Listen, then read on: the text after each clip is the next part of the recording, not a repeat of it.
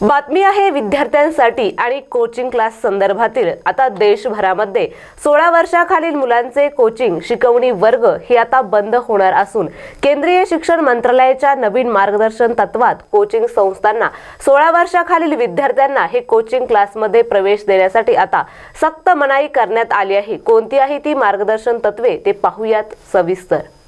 कोणतीही कोचिंग संस्था ही पदवीपेक्षा कमी पात्रता असलेल्या शिक्षकांची नियुक्ती करणार नाही। त्याचप्रमाणे कोचिंग संस्था हे चांगले गुण व रँकची आश्वासने देऊ शकत नाहीत।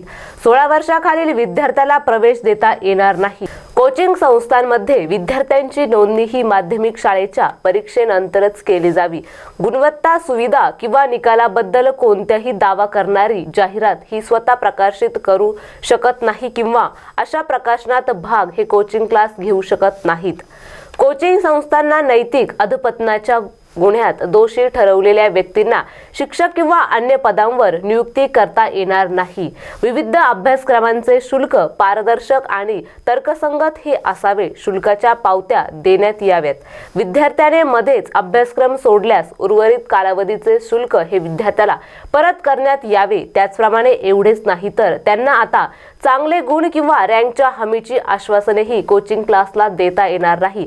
खाजगी कोचिंग क्लासच्या बेफाम वाढीला आवर घालण्यास व नियमासाठी एका कायदेशीर चौकटीची आवश्यकता होती। या पार्श्वभूमीवर मंत्रालयाने आता ही मार्गदर्शक तत्वे जाहीर केली आहेत। कठीण स्पर्धा आणि शैक्षणिक ताणतणावापासून विद्यार्थ्यांना वाचवण्यासाठी कोचिंग संस्थांनी समुपदेशन प्रणाली ही विकसित करावी। त्याशिवाय संस्थेची नोंदणी ही केली जाणार नाही।